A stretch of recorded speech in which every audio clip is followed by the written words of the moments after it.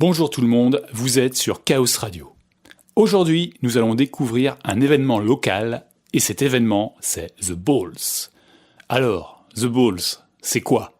Alors, c'est un événement local à portée internationale. Donc, c'est très simplement des boules en bois, des boules lyonnaises, que l'on s'envoie directement en frontal, les uns vers les autres. Ça se joue par équipe de 2, avec une petite The Balls.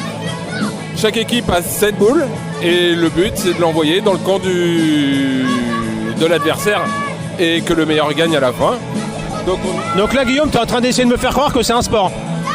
C'est le but, mais c'est pas un sport, c'est un show, c'est un spectacle.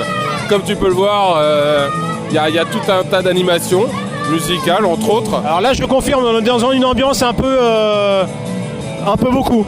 Oui, c'est rock'n'rollesque. C'est ça. Et donc on est à la 6e édition, donc voilà, ça se passe très très bien. Au fur et à mesure, on apprend des erreurs, on garde ce qui va bien, et voilà, on est dans une ambiance festive, joyeuse, et par ces temps de crise, ça n'a pas de prix. Mais c'est assez dangereux quand même. C'est assez violent, c'est pour ça que les protections sont obligatoires.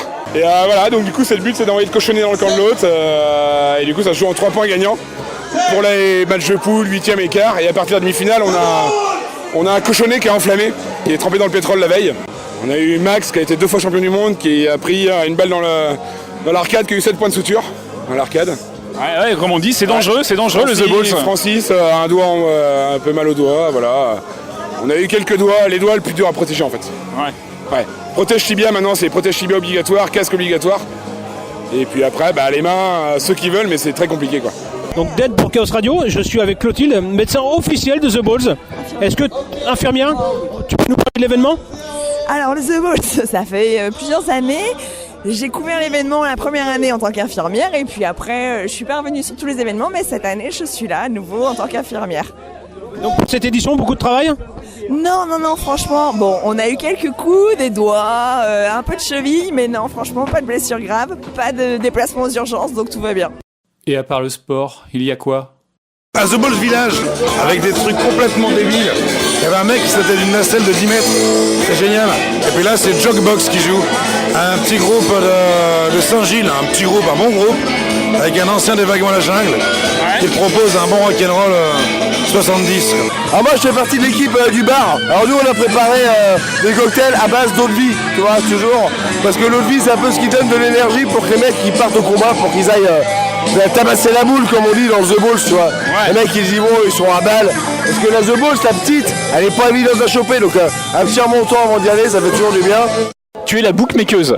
Alors explique-moi, quel est ce rôle ? C'est quoi bookmakeuse ? Alors mon rôle, c'est de prendre les paris de l'événement. C'est-à-dire que chaque équipe puisse parier sur l'équipe vainqueur. Et si l'équipe gagne, elle gagne le cocktail du vainqueur. Je pense que c'est une expérience à vivre quand même. Et qu'on peut être frustré si on va pas jusqu'au bout de l'événement. Donc je suis toujours sur le The Balls, événement, j'aurais pas cru, mais qui est familial, puisqu'on trouve ici des enfants. Alors du coup, je suis en compagnie de 3 charmantes jeunes filles qui sont en train de me servir mon repas. Bonjour, moi c'est Tracy, je sers des gens au bar, je sers aussi la bouffe, le café, je sers un petit peu de tout. Des projets à venir ? Le Balls, quand on dit 7 balles de chaque côté, 7, et l'année prochaine, c'est la 7e année. Donc l'année prochaine, ça va être la 7e année. Donc là, on risque de faire quelque chose d'assez grand, quoi. Cool. Je pense qu'on va tenter un truc, voilà. D'accord. On va faire une belle année. On a plein d'idées qu'on n'a pas fait cette année. On a dit on garde pour l'année prochaine. Et qu'en pense le public ? Bon alors, Souris, toi tu viens de loin pour The Balls. Tu viens d'où ? De Haute-Savoie. La Haute-Savoie, mais c'est super loin là. T'as fait 700 km pour venir voir le The Balls. Et un championnat du monde, ça se manque pas. Un vrai championnat du monde, ça se manque pas. Est-ce que tu sais comment on appelle un joueur de The Ball ? Un bowler. Un bowlers, ok. Je vérifierai cette information. Merci Souris. On appelle, on demande un service, chacun, comme je viens de le dire, c'est pour la bouffe. Moi je suis cuisinier de métier, d'année en année, moi j'ai pas tout le temps fait à manger pour The Balls. Oui, chacun apporte ses facultés à la soirée quoi. À la base c'est un pote, il me demande un coup de main et puis je me finis à faire ça, puis voilà.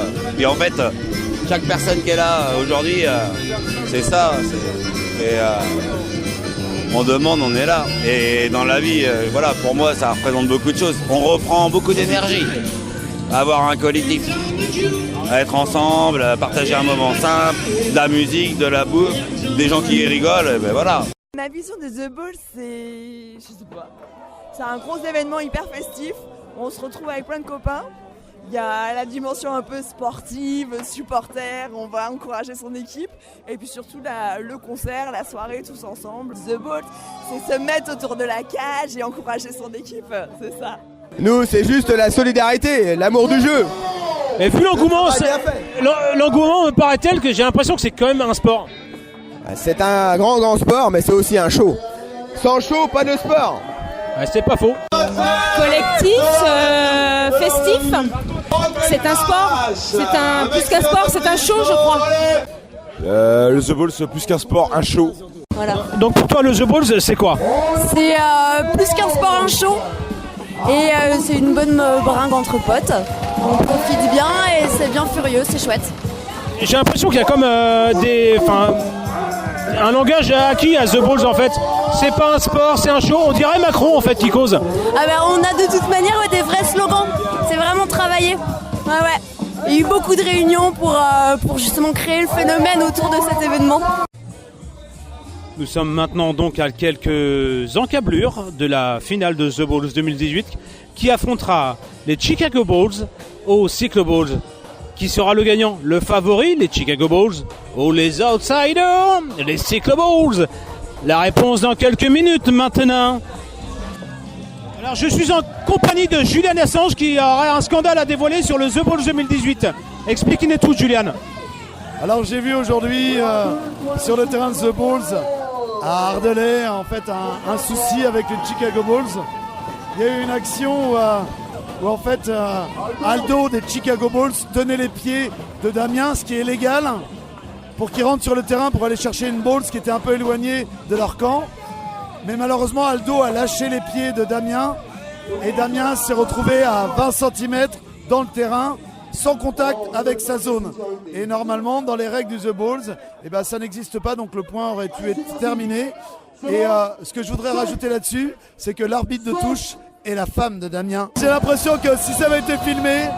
Oui, parce qu'il est à préciser qu'il n'y a pas l'arbitrage vidéo encore aux The Balls. Voilà, exactement. Et si ça avait été filmé, on aurait vu que Aldo des Chicago Bulls lâchait les pieds et que Damien tombait sur le terrain, il était à 20 cm de la ligne. Ce qui est en dehors du règlement évidemment. Voilà, et que sa femme n'a rien dit.